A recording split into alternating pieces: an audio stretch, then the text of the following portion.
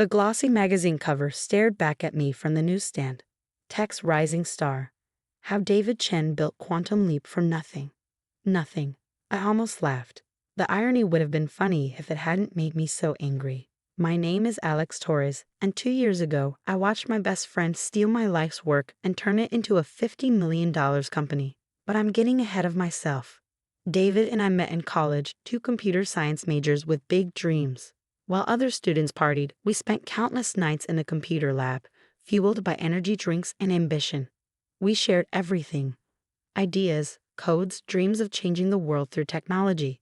The idea that would become Quantum Leap started in our senior year. I'd been working on an algorithm that could revolutionize how artificial intelligence processed natural language. It wasn't just another chatbot. This was something different, something that could understand context and nuance in a way no other eye had managed. This is incredible, David said one night, watching me debug another section of code. The applications for this could be huge. I nodded, too focused on my screen to notice the calculating look in his eyes. I think this could change everything. Customer service, education, maybe even healthcare. After graduation, David landed a job at a prestigious tech firm while I took an internship at a smaller startup. We stayed close, meeting every weekend to work on what we still called our project. I shared all my progress, every breakthrough, every setback. David always listened intently, offering encouragement and suggestions. What I didn't know was that he was taking notes. Detailed notes. The first sign something was wrong came when David started missing our weekend meetings. Work's crazy, he texted. Rain check. I didn't think much of it at the time. We were both building our careers after all. Then came the day I saw the announcement in TechCrunch. Former Google engineer launches revolutionary AI platform. The headline didn't worry me until I saw David's face smiling up from the article. My hands shook as I read the description of Quantum Leap's proprietary technology. It was my algorithm, my code, my dream.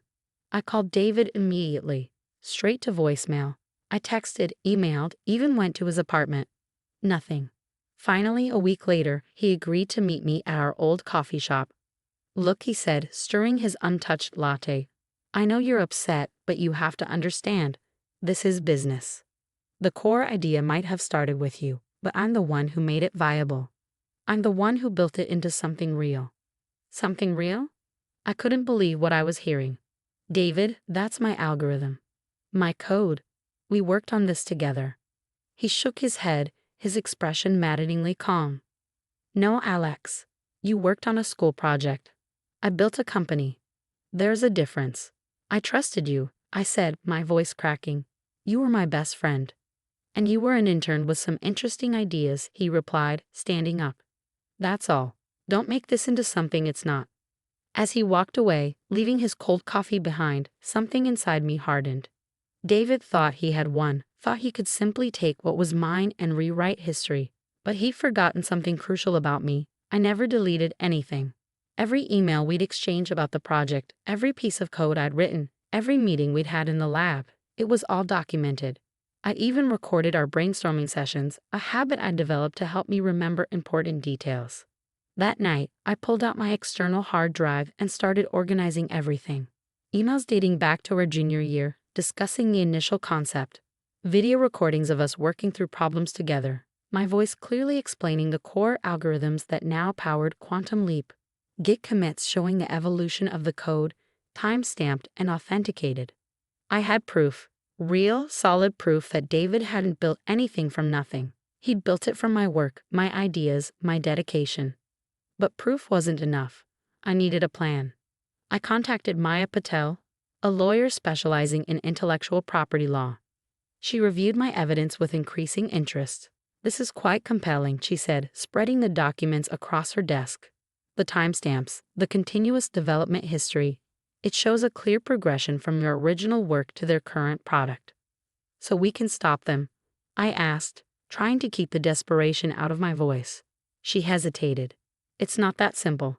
They have resources, a legal team. This could get expensive and ugly very quickly.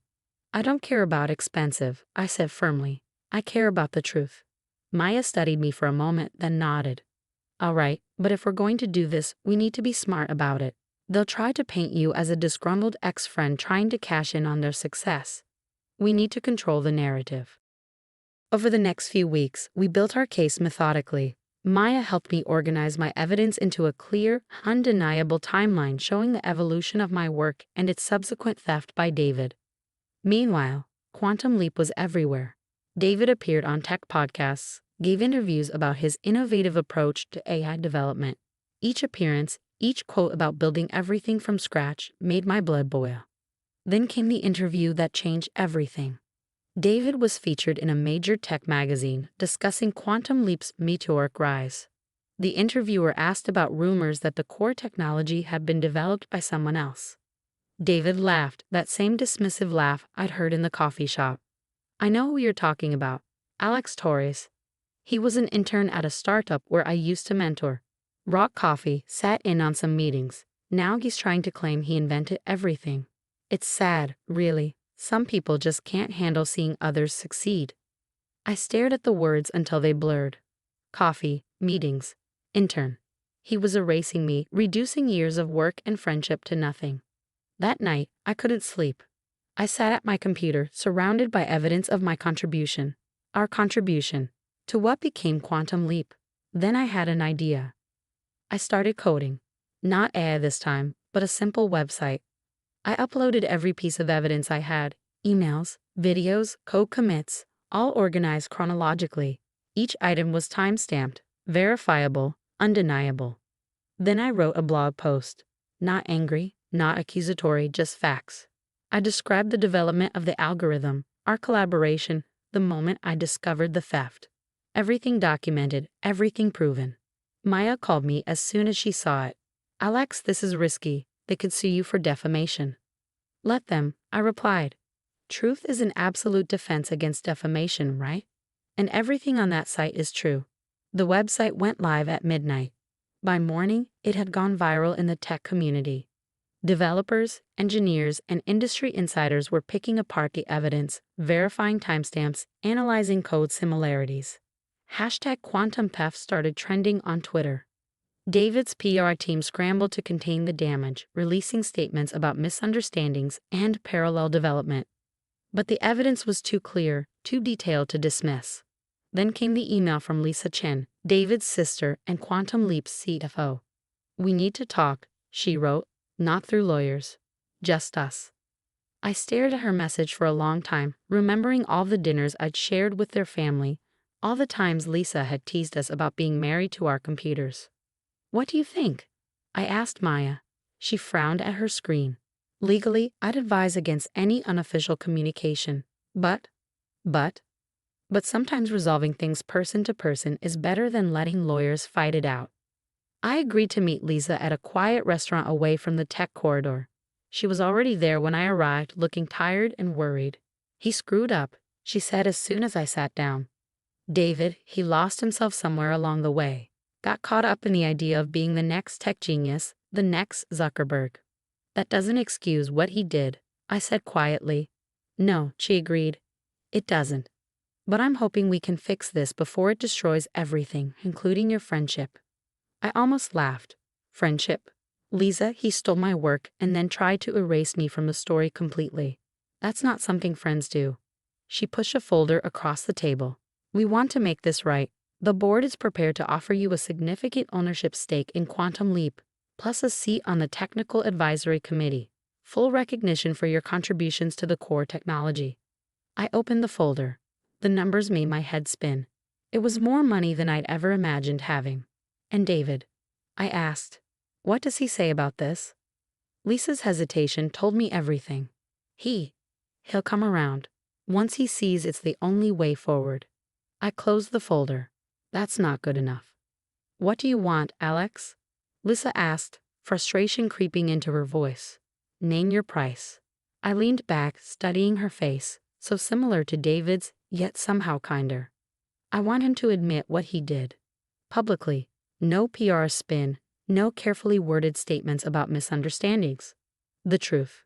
He'll never agree to that, she said quietly. His pride won't let him. Then we have nothing to discuss. I stood up, leaving the folder on the table. I'll see you in court. The next morning, Quantum Leap's lawyers sent a cease and desist letter demanding I take down the website. I forwarded it to Maya without comment. Her response was immediate. They're scared. The evidence is too strong, and they know it. Want to see something interesting? She sent me a link to an SEC filing. Quantum Leap was preparing for an IPO, hoping to raise over $200 million. My website and the growing scandal threatened everything they built, or rather, everything they had stolen. Their investors must be freaking out, Maya noted during our next meeting. An IP dispute like this could tank the whole offering. She was right. Over the next few days, I received calls from various intermediaries trying to negotiate a settlement. The offers kept getting bigger, but they all had one thing in common. They wanted me to sign an NDA and pretend none of it had happened. I refused each one. Then came the threats. Anonymous emails suggesting I should think carefully about my future in tech. Comments on my website claiming I was mentally unstable, bitter, delusional. I recognized David's writing style in some of them. But I had support too. Former classmates came forward, confirming they remembered my work on the algorithm. My old professors vouched for my capabilities. The tech community, often quick to tear people down, rallied around the evidence I presented. One morning, I arrived at work to find an unexpected visitor waiting in the lobby, James Zhang, the CEO of RiverTech, one of Silicon Valley's most respected AI companies. Interesting website you've got there, he said, extending his hand. Want to get coffee? Over the next hour, James laid out a proposition. RiverTech wanted to hire me not as an engineer, but as the head of a new AI development division. They'd fund my research, protect my intellectual property, and give me the resources to continue my work. What's the catch? I asked. No catch. We've reviewed your code, your documentation. What you built, what was stolen from you. It's extraordinary. We want that kind of innovation at RiverTech. Properly credited, of course. It was tempting. Very tempting. But I need to finish this first, I said. I can't walk away and let them win. James nodded. The offer stands. Handle your business, then come talk to us. That evening, as I was leaving the office, I got an urgent call from Maya. Check your email. Now. There in my inbox was a message from David. The subject line. I'm sorry. My hands shook as I opened it. Alex, you were right. About everything. The algorithm, the code, all of it, it was yours. I got caught up in my own ambition and convinced myself I deserved the credit because I made it real. But that was a lie. I betrayed you, betrayed our friendship, our trust, everything we built together. The truth is, I was jealous. You were always the brilliant one, the true innovator. I just rode your coattails and then stole your glory. I've asked the PR team to draft a statement admitting everything. Lisa says it will probably kill the IPO. Maybe that's what I deserve.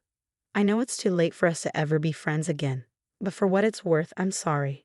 David. I read the email 3 times before calling Maya. Is this real? I asked, not some PR stunt. It seems genuine, she said. Their lawyers just contacted me about drafting a settlement agreement. They're offering full credit, significant compensation, and a public admission of wrongdoing. I sat in silence, processing everything. Alex, what do you want to do? What did I want? The question had seemed so simple weeks ago. I wanted justice, recognition, vindication. Now that it was within reach, I wasn't so sure. I thought about all those nights in the computer lab, David and I dreaming about changing the world. About the countless dinners with his family, Lisa teasing us about our coding obsession. About the moment it all fell apart in that coffee shop. Set up a meeting, I said finally, not with their lawyers, with David. We met at our old college campus in the computer lab where it all began. David looked different, older, tired, the confidence drained from his posture. Your email, I said, sitting across from him. Did you mean it? He nodded, unable to meet my eyes. Every word. I lost myself, Alex, lost sight of everything that mattered. Why? We could have built this together. It could have been our success story, not just yours. Because I wanted to be you, he said quietly. You were always the genius, the one with the real vision. I was just there. When I saw the opportunity to take your work and make it mine, I convinced myself I deserved it, that I was just taking what should have been mine anyway. I looked around the lab at the computers where we'd spent so many hours coding, dreaming, building. You know this changes everything, right? The company, the IPO. I know, Lisa's furious. The board is probably going to fire me. He laughed bitterly. Turns out karma's real. We sat in silence for a while, years of friendship and betrayal hanging between us. I have an idea, I said finally. But you're not going to like it. 2 months later, Quantum Leap held a press conference. David stood at the podium, cameras flashing, and told the truth. All of it.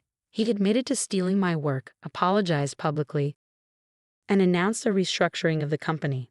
Under the new arrangement, I became Chief Technology Officer, with full credit for the core technology. David stepped down as CEO but remained on the board. The company would move forward with both of us involved, each in our proper roles. The IPO was delayed but not canceled. When it finally happened 6 months later, the shares soared. Turned out the market appreciated honesty more than they feared scandal. Rivertech's James Zhang sent me a message. Interesting solution. The offer still stands if you ever change your mind. I kept his email but didn't respond. There was too much work to do at Quantum Leap, too many new ideas to explore. This time, with proper credit and protection. Lisa took over as CEO, proving to be a better leader than her brother ever was.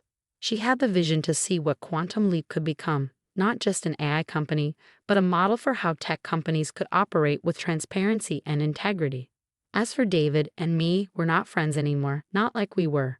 Some betrayals cut too deep to fully heal. But we're colleagues now, working together professionally, each contributing in our own way. Sometimes, late at night in my new office, I look at the framed magazine cover on my wall. It's not the one that made me so angry.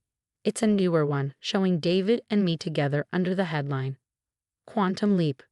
A story of innovation, betrayal, and redemption. The article tells the true story, not just of the technology, but of what happens when ambition overshadows friendship, and what's possible when honesty finally wins out. My phone buzzes. A text from Maya. Another acquisition offer. Want to hear it? I smile and type back, not interested, some things aren't for sale. She responds with a thumbs up. She understands now what I learned through all of this. Success means nothing if you lose yourself along the way. The next morning, I pass David in the hallway. We nod to each other, professional but distant. He's changed, become humbler, more thoughtful. Sometimes I catch him watching me with what looks like regret. But that's his burden to bear, not mine. I have work to do, real work, building something that could actually change the world. This time with my name on it, my vision leading the way. And every line of code I write reminds me that some victories aren't about winning or losing. They're about standing up for what's right, about being true to yourself even when it would be easier to give in. That's worth more than any IPO.